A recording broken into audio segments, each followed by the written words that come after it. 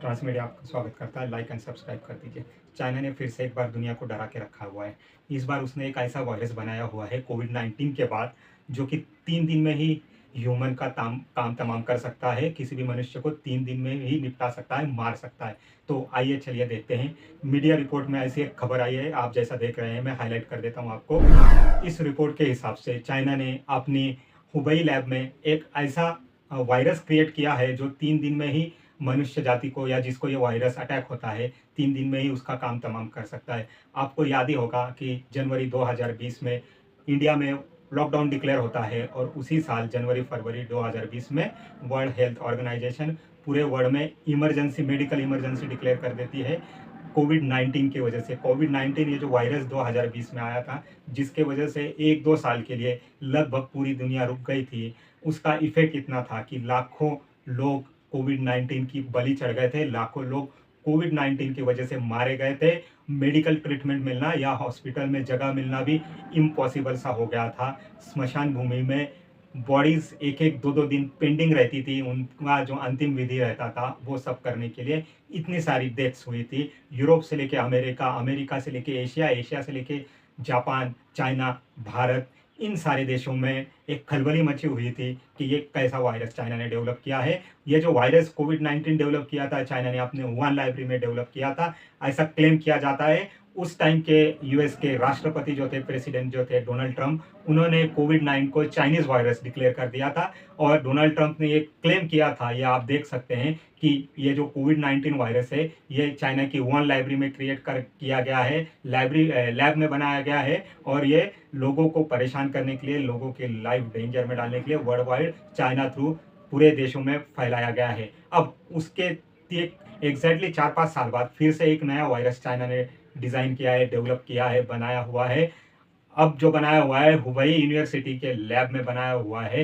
ये जो virus Chinese लोगों ने बनाया है, ये एक्जिस्टिंग जो इबोला वायरस है, जो कि लोगों के सेल्स में जाता है, उनकी जो इम्यूनिटी पावर है उसको कमज़ोर बना देता है। मल्टीपल ऑर्गन्स जो है ह्यूमन के, वो फेल हो जाते हैं, जिसकी वजह से ह्यूमन के डेथ के चांसेस बढ़ जाते हैं। इस पर चाइनीज़ साइंटिस्ट जो है रिसर्च कर रहे थे कि इबोला वायरस में क्या-क्या पाया जाता है, जिसकी वजह से वो ह्यूमन बॉडी को इतना डेडली इफ़ेक्ट कर देता है कि आदमी की मौत हो जाती है। तो यही रिसर्च करते-करते उन्होंने जेनेटिकली इस वायरस को जो है मॉडिफ़ाई कर दिया है, और इस वायरस, इबोला वायरस से भी डेडली वायरस उन्होंने बना लिया है, जिससे कि 3 दिन के अंदर ही आदमी की जान जा सकती है। अब पूरी दुनिया इस न्यूज़ से एकदम भौचक्का रह गई है, इस न्यूज़ से एकदम सरप्राइज़ रह गई है, क्योंकि पहले ही चाइना कोविड-19 2019-20 में पूरे दुनिया को दे चुका है, और दुनिया ने पूरी आर्थिक मंदी की जो हालात है, ये कोविड से ही चालू हुए हैं। कोविड-19 की वजह से दुनिया की सप्लाई चेन एक टाइप से डिस्टर्ब हो चुकी थी,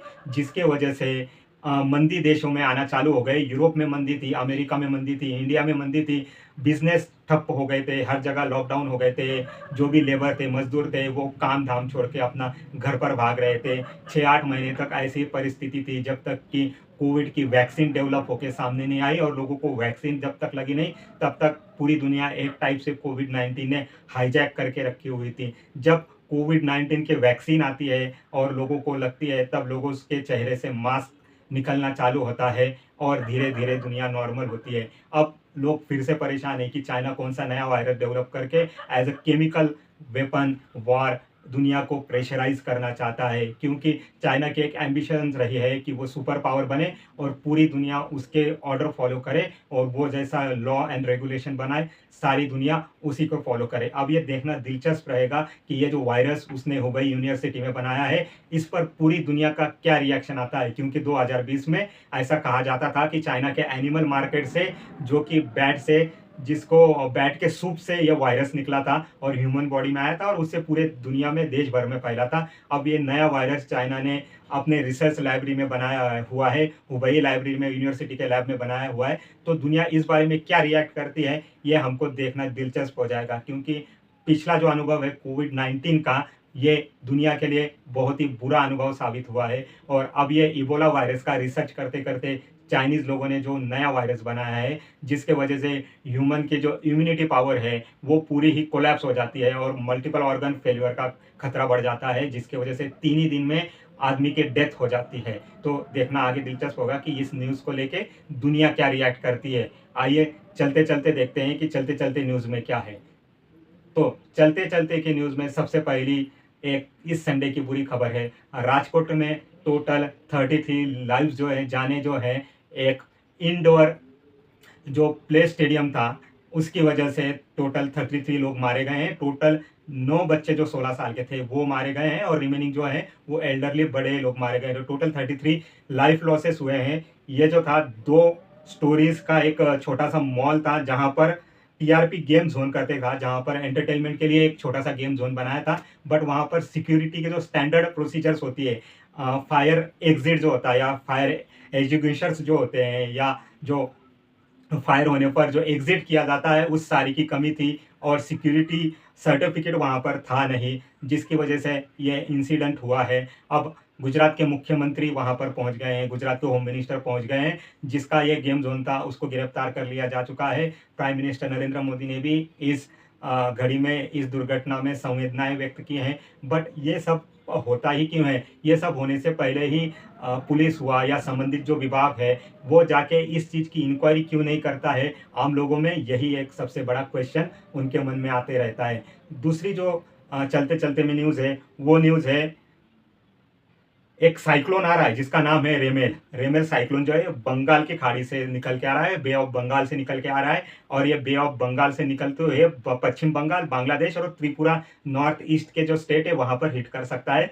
जो भी बंगाल का कोस्टल एरिया है वहां से पब्लिक को हटा लिया गया है सेफ्टी पर्पज के लिए और जितने भी सेफ्टी रिक्वायरमेंट्स है कोस्टल एरिया बंगाल के उसमें कर दिया गया है। बंगाल स्टेट को हाई अलर्ट पर रखा गया है। त्रिपुरा और नॉर्थ ईस्ट के भी 2-3 स्टेट जो हैं अफेक्ट होने वाले हैं इस रेमेल साइक्लोन से, उनको भी हाई अलर्ट पर रखा हुआ है। संडे के शाम तक ये जो साइक्लोन है रेमेल साइक्लोन ये बंगाल के तटीय इलाके पर कोस्टल एरिया पर जाके धड़क सकता है या जाके वहां पहुंच सकता है, जिसकी वजह से बहुत ही तेज हवाएं चल सकती है और पेड़ घर वगैरह टूटने के या आर्थिक इकोनॉमिकल नुकसान हो सकते हैं। उसकी वजह से गवर्नमेंट ने ऑलरेडी रेस्क्यू प्लान तैयार रखा हुआ है, कोस्टल एरिया में ऑलरेडी अलर्ट डिक्लेयर कर दिया है। तीसरी न्यूज़ है करंटली हमारे जो आर्मी चीफ है मनोज पांडे वो 31 मई को रिटायर्ड होने वाले हैं। नॉर्मली ऐसा होता है कि कोई भी आर्मी चीफ रिटायर्ड होने वाला है, इंडिया की बात कर रहा हूं, तो उसके 15 दिन पहले ही नेक्स्ट आर्मी चीफ का नाम डिक्लेयर हो जाता है। लेकिन इस बार जो है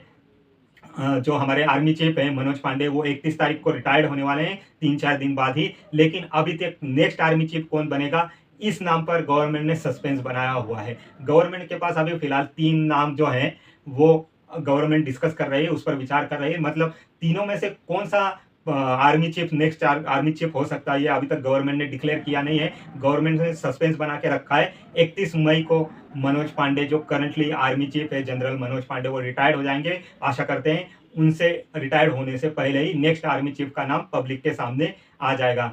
चौथी और आखिरी खबर है पुणे पोस्ट कार केस की। उसमें जो नाबालिग है, जो नाबालिग एक्यूज है उसको बचाने की जोर शोर से कोशिश की जा रही है। जैसा कि मैंने पीछे ही कहा था कि उसको अल्कोहलिक टेस्ट लेना या उसको जो धाराएं लगाई गई वो धाराएं गलत लगाई गई हैं। अल्कोहलिक टेस्ट उसका लेट लिया गया और उसको थोड़ी अलग टाइप से ट्रीटमेंट दी गई। उसमें पॉलिटिकल इंटरफेरेंस भी हुआ है। उसमें पुलिस वालों ने भी कुछ लापरवाही की है जिसकी वजह से 2 पुलिस कर्मियों को 2 पुलिस ऑफिसर्स को सस्पेंड कर दिया गया है। और ये हाई प्रोफाइल केस जो है क्योंकि ये जो एक्यूज की फैमिली है वो बहुत ही बड़े परिवार से पैसे वाले परिवार से ताल्लुक़ रखती है। तो वो लोग ये जो एक्सीडेंट है इसका पूरा ब्लेम उनके ड्राइवर गंगाराम पर ढकेलना चाहते हैं। गंगाराम एक गरीब फैमिली से है।